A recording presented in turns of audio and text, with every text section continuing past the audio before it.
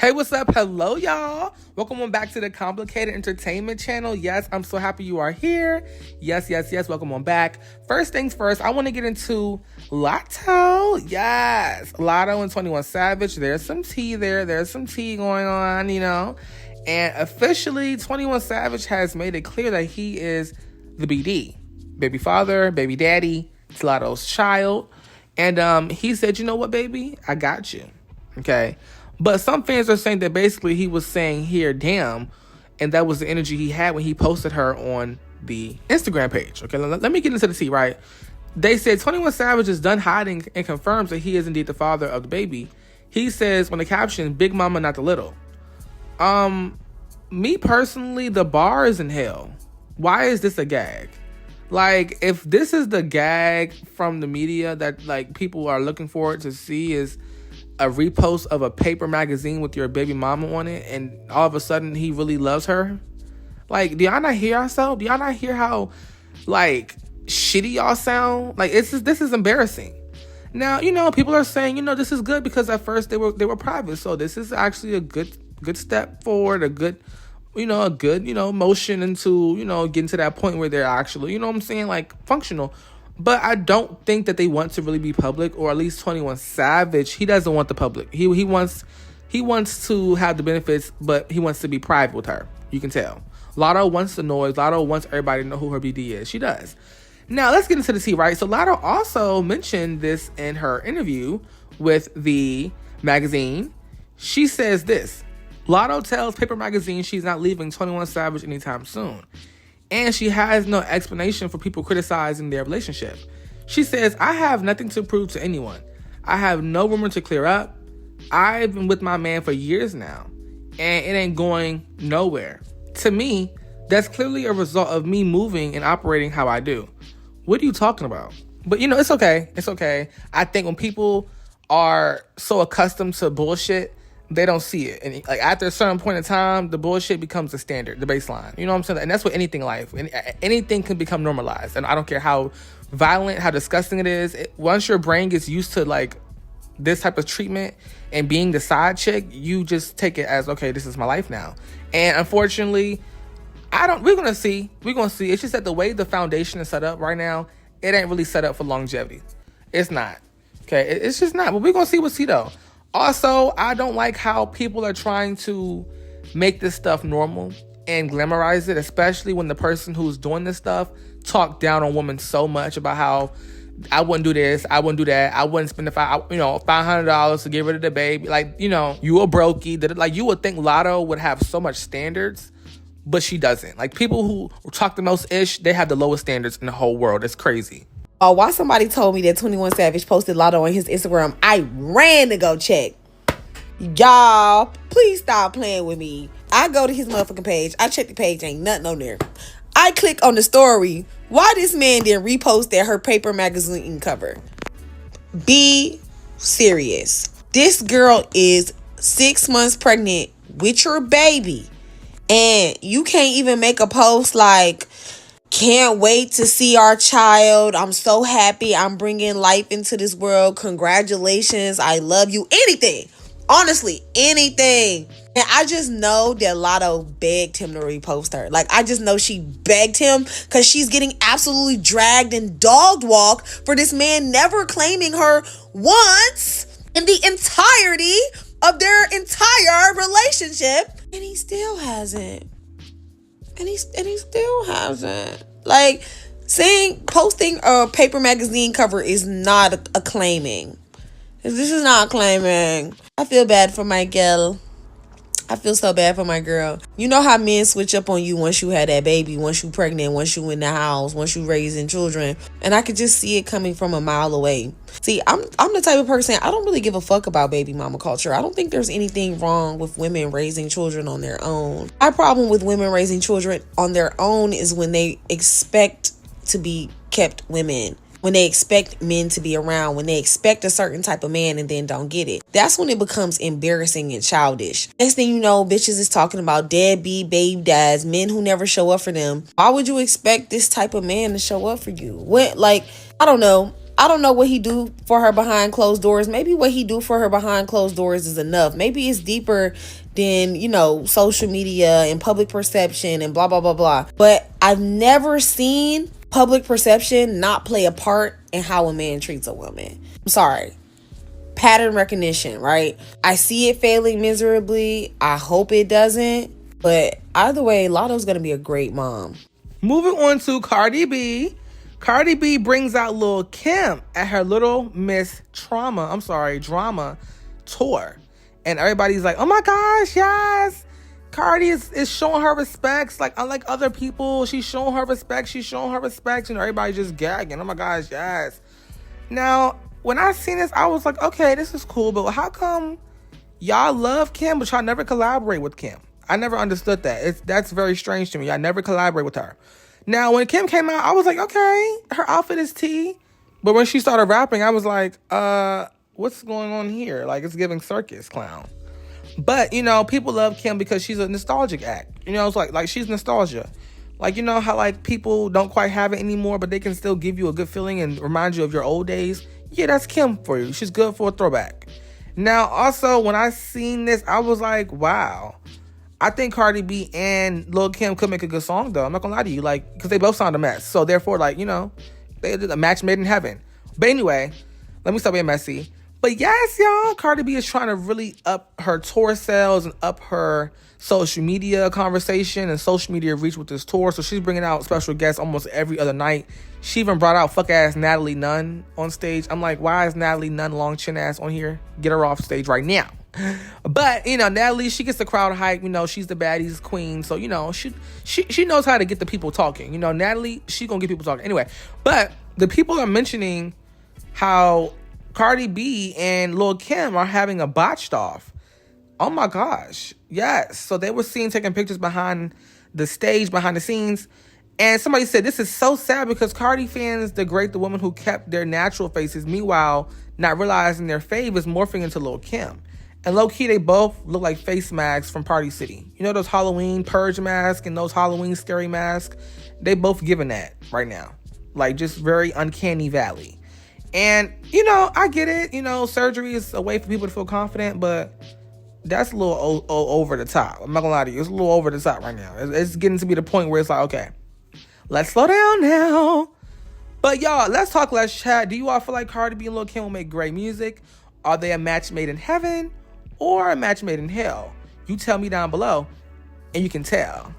Oh, my God. What is going on with Tokyo Toni? So Tokyo Toni continues to attack her daughter, Angela White, a.k.a. Black Chyna. They said this time she is threatening to shoot her dead. Oh, my God, y'all. So Tokyo Toni says, I will Marvin Gaye that bitch and call 911 to come pick that devil from the floor. What is going on? Tokyo, you need to be stopped. Man, if she walked through that door, I would Marvin Gaye that bitch. I would Marvin Gaye her and deal with whatever I got to do. That's how much I hate her ass.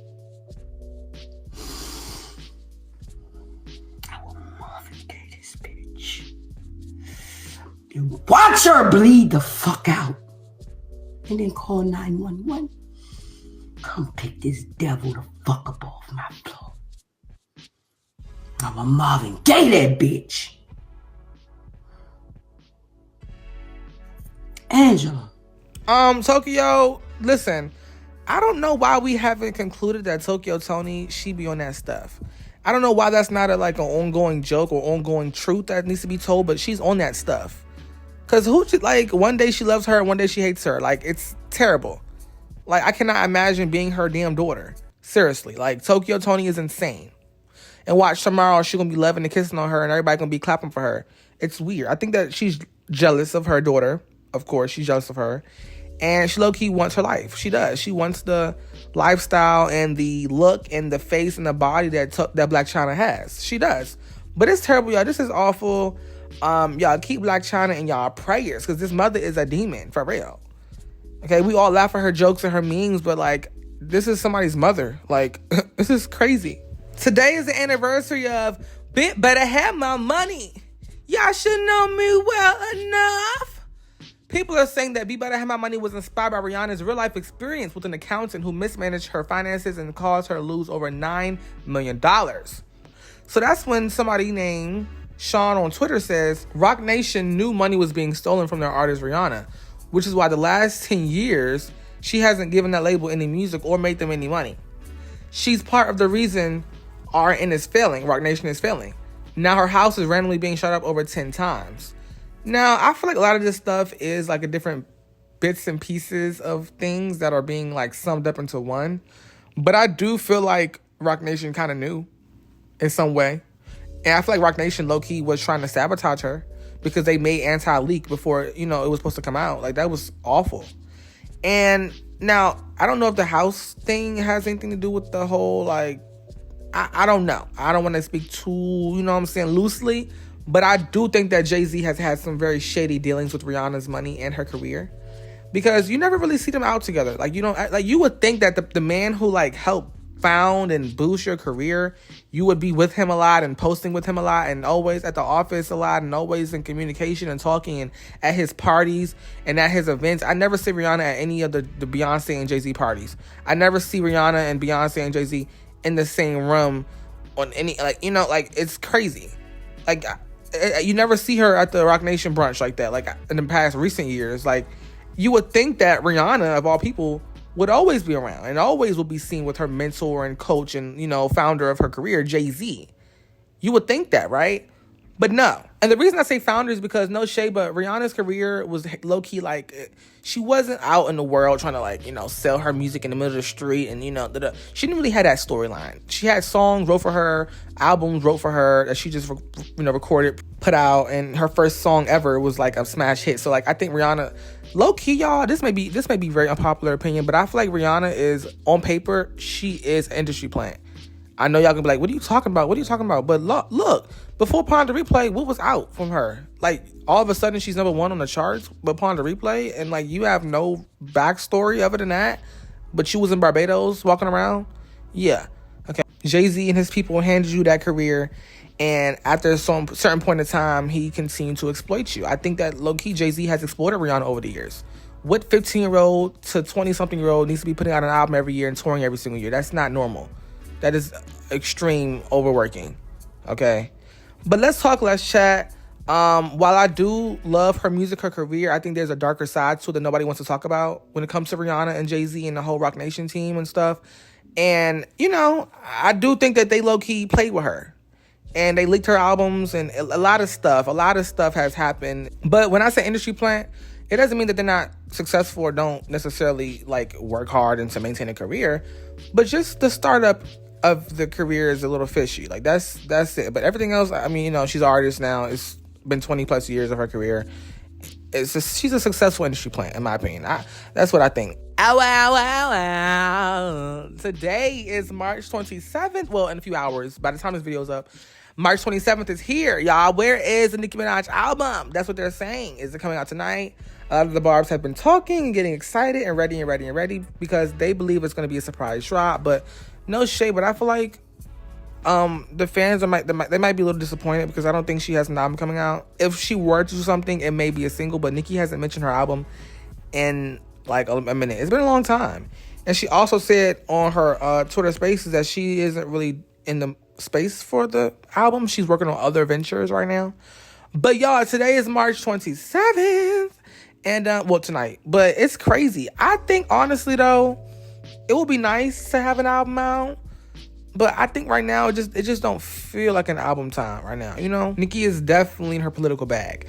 But I think that the music, honestly, would really save the world, though. Like, as much as she isn't in a space for music, I do think music is very much needed. Like, it's the climate right now and just the fan base, and it feels very, like, separated, and people have this opinion, that opinion, and it's like, I feel like the music will solve everything. Like, everything, because everybody loves her for her music, and that is what brings the world together, is her music. Her fans, it's the music. But, y'all, I don't know. Don't get your hopes up too high, no shade, only because she has told us that she's not working on music right now. She literally said that, yes, music is still in the picture because my label, they have renegotiated the contract, yes, but right now, she is focusing on something else that is big and amazing.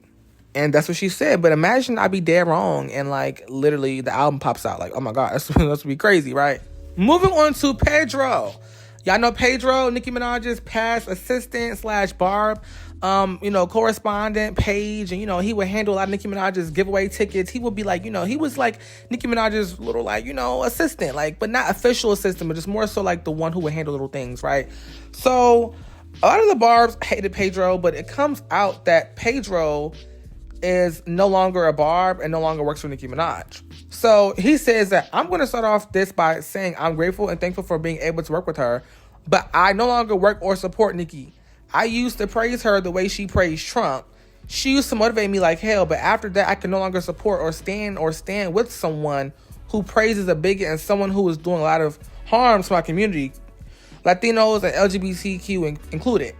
Also, for the hating and jealous Barbs that lie in your heads about me, I keep thinking that. If you know, you know. I do not hate, but I do not agree, and I wish Nicki Minaj the best as always. This is a closed chapter in my life, and now on to bigger and better things. God really answered my prayers, and that kept me hesitant, and I'm thankful. What are you talking about? The last sentence, you sound dumb as shit. Now, Pedro, in my opinion, you always were messy. You always, in my personal, he was one of the person who made the fan base feel divided, because he will always be causing drama within the fan base. And how are you working for Nicki and you're causing drama within her own fan base? That's weird. That's not how that's supposed to work. That's not how that's supposed to work. Nicki, sometimes I think she be hiring the wrong people. People around her always being weird to her. Like they always on some weird grimy stuff. I don't know why, but it's like the people she be choosing to hire, they need to not be hired.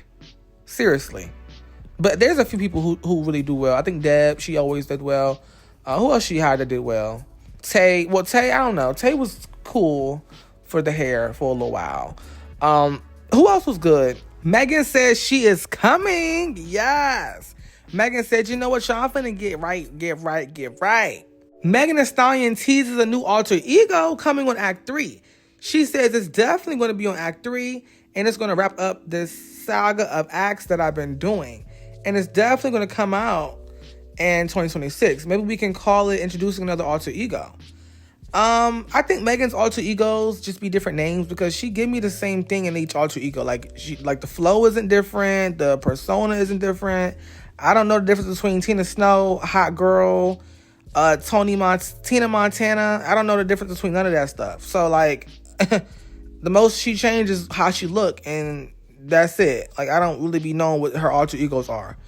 I think Megan does need a new alter ego if she wants to continue to keep herself afloat. Only because the Megan thing is getting played out. It's time to introduce a new character and give the fans something fresh. You know what I'm saying? Give us something hot. Give us something tea. Now, I do want to know, how is Act 3 going to sound? Is it going to sound like the past 5 projects she made? If it is, I don't want that, okay? But no, I want Megan to kind of get into R&B. I think R&B would kind of be cute for her. I can see her doing R&B. One thing about social media is they're going to get very messy. They're going to get extremely messy. So they are saying, who had the best pregnancy photo shoot? Nicki Minaj or Latto? Somebody said Nicki Minaj had over 20 million likes with her pregnancy reveal. It became the most liked celebrity pregnancy reveal ever. It dominated social media globally, and in a layman's term, Onika broke the internet. Don't you ever dare compare Nicki Minaj to this Kaya. I agree. I don't know why y'all do this dumbass comparison. Who had the best pregnancy photo shoot? One was for an album, and one was actually a photo shoot. Nicki didn't have to use it as a rollout for her album. She just posted pictures of her pregnancy, because Nicki doesn't need to have maternity tea to get numbers on charts. That's just not how she does. And bitches can't sell when they have to resort to tactics like that. You know what I'm saying? But why y'all comparing this? I hate the fact that y'all even putting this side by side. Y'all are weird. I don't like that at all. Okay, get a grip, honey. No. But low key though, I feel like Lotto's pregnancy, it isn't bad. It's not the worst thing in the world, but just the circumstances, it just kind of also makes the image and the photo shoot feel a lot less impactful. You know what I'm saying? Just knowing the backstory behind it, it's nah. There's always gonna be another mountain.